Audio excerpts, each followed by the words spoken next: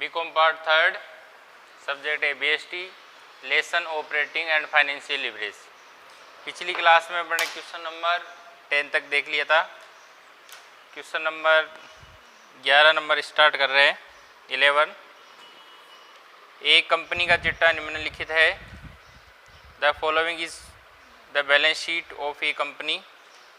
Balance sheet दी हुई है, उसमें इक्विटी शेयर कैपिटल है, 10% लॉन्ग टर्म डेप्ट है, डेप्ट का मतलब है डिबेंचर, रिटर्न अर्निंग है, करंट लाइबिलिटीज है, इधर असेट साइड में net fix assets, current assets.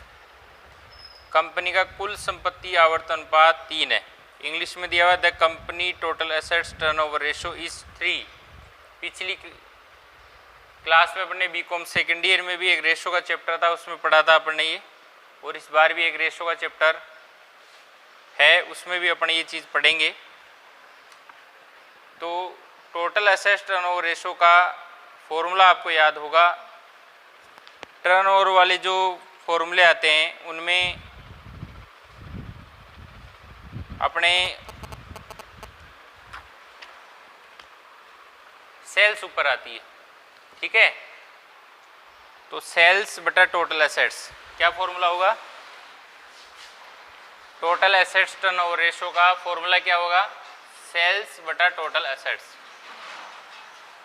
अब अपने पास में टोटल एसेट्स टर्नओवर रेशो कितना दिया हुआ है? 3 दिया हुआ है।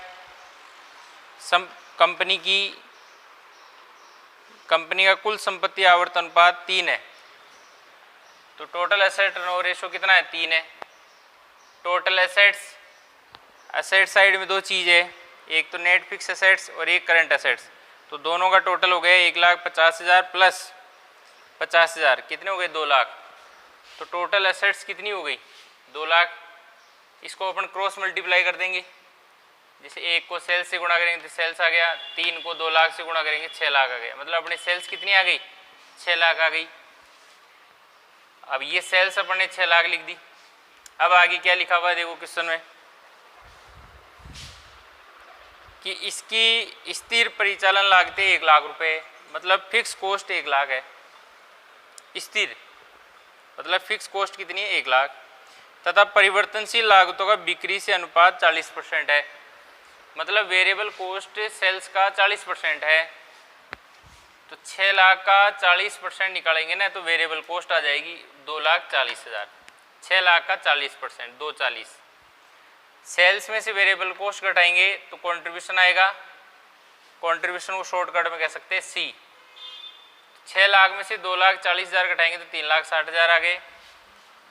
अब कंट्रीब्यूशन में से लेस करेंगे फिक्स कॉस्ट। फिक्स कॉस्ट अपन को दी हुई है क्वेश्चन में कि इसकी स्थिर परिचालन लागतें 1 लाख रुपए, तो फिक्स कॉस्ट कितनी है? 1 लाख। तो कंट्रीब्यूशन में फिक्स कॉस्ट यदि लेस कर देंगे 360 में से 1 लाख, तो EBIT आ जाएगी 2,60,000। फिर अपने बैलेंस शीट में देखो 10% लॉन्ग टर्म डेप्ट दिया हुआ है। डेप्ट का मतलब डिबेंचर। तो 80,000 का 10% कितना हो गया? 8,000। तो इंटरेस्ट हो गया 80,000 का 10% हो गया 8,000। तो 2,60,000 में 8,000 घटाएंगे 2,52,000 आपकी EBT आ गई। मतलब EBT कैसे आएगी? EBIT में से इंटरेस्ट लेस करने बाद में EBT आ गई। आगे अपन को जरूरत नहीं है, ऐसे स्टेटमेंट को कंप्लीट करने के लिए आगे टैक्स का कर रहा हूँ, बाकी टैक्स का इसमें कोई रोल नहीं है, क्योंकि EAT कहीं काम में नहीं आ रहा। EAT पर जब जाते हैं जब EPS निकालना हो, ठीक है ना। तो आयकर की दर 50% है, तो इसको करना चाहो तो कर लो, बाकी जरूरत नहीं है, क्योंकि EAT अपनों कहीं नहीं चाहिए, फिर भी मैं इसको कर रहा हूँ। EBT का 50% निकालना है आपको टैक्स, आयकर, इनकम टैक्स। तो 2,52,000 का 50% हो गया आपका 1,26,000। EBT में से टैक्स लेस करेंगे तो EAT आ गया 1,26,000। अब अपन को ये कह रहा है आगे कि कंपनी के लिए सभी प्रकार के तीनों उत्तोलक की गणना कीजिए। तीनों प्रकार के उत्तोलक की गणना करनी है, मतलब ऑपरेटिंग लिवरेज भी निकालना है, फाइनेंशियल भी निकालना है और कमांड लिवरेज भी निकालना है। तो ऑपरेटिंग लिवरेज का सूत्र क्या है? DOL, degree of operating leverage बराबर कंट्रीब्यूशन बटा EBIT। तो देखिए कंट्रीब्यूशन कितना है अपना? 3,60,000 बटा EBIT। EBIT कितना है 260, तो 3,60,000 में 2,60,000 का यदि अपन भाग देंगे तो 1.3846, तो इसमें क्या है कि आंसर पॉइंट के 3 पॉइंट्स का है, मतलब पॉइंट्स के बाद में 3 डिजिट और आएंगे। तो यहाँ पर 4 नंबर की जो संख्या है, मतलब 1 2 3 4, चौथे नंबर की जो संख्या है उसको एक राउंड ऑफ करेंगे तो ये 5 या 5 से ज़्यादा हो तो इसको एक बढ़ा देंगे, मतलब 4 कितना हो जाएगा 5 हो जाएगा, तो ये हो जाएगा 1.385। फिर है financial leverage, degree of financial leverage बराबर EBIT बटा EBT। तो EBIT कितना है 2,60,000, सॉरी हाँ 2,60,000, और EBT कितना है 2,52,000। तो 2,60,000 में 2,52,000 का भाग दे देंगे तो ये आ जाएगा 1.0317।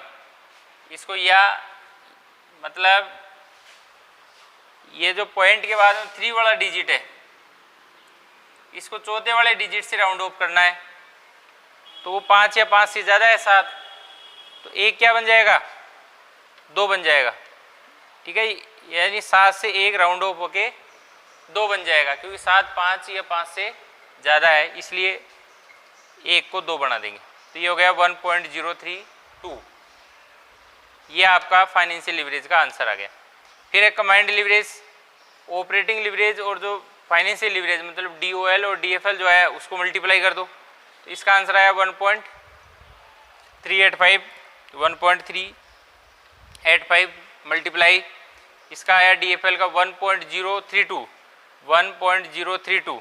दोनों को मल्टीप्लाई करेंगे तो कितना आ गया 1.4293।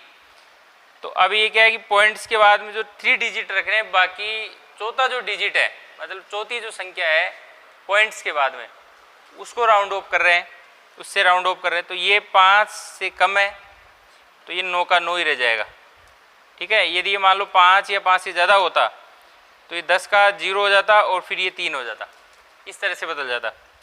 तो ये हो गया 1.429, मतलब 9 का 9 ही रह गया क्योंकि ये 5 से कम है 3, इस वजह से, ठीक है।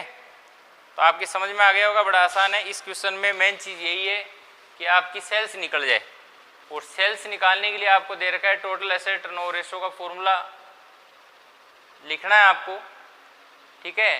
तो टोटल एसेट टर्नओवर रेशो का सूत्र इस चैप्टर में इसलिए नहीं दे रखा क्योंकि पिछली क्लास में यानी बीकॉम सेकेंड ईयर में आपने पढ़ रखा है, तो बुक्स वाला ये मानता है कि आपको वह चीज़ आती है। उम्मीद करता हूँ आपको आती भी होगी, आप भूले नहीं है।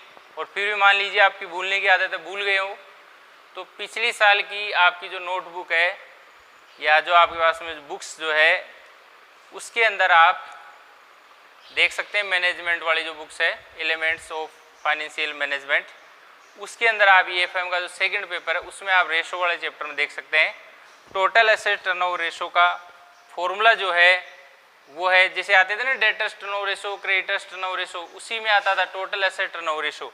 तो सेल्स बटा टोटल एसेट्स, तो टोटल एसेट टर्नओवर रेशो आ गया 3 दे रखा है, 3 नीचे 1 लिख देंगे अपन। सेल्स अपन को पता नहीं है, टोटल एसेट्स अपन को पता है 2 लाख है, क्रॉस मल्टीप्लाई करेंगे तो 6 लाख अपनी सेल्स आ जाएगी। और जब सेल्स आ जाएगी तो फिर अपना सारा काम हो जाएगा, कोई दिक्कत नहीं। आगे बिल्कुल लीजिए, ये सेल्स वाले में दिक्कत है, तो सेल्स जब भी आएगी जब टोटल एसेट टर्नओवर रेशो का आपको फॉर्मूला याद हो तभी आएगी, ठीक है।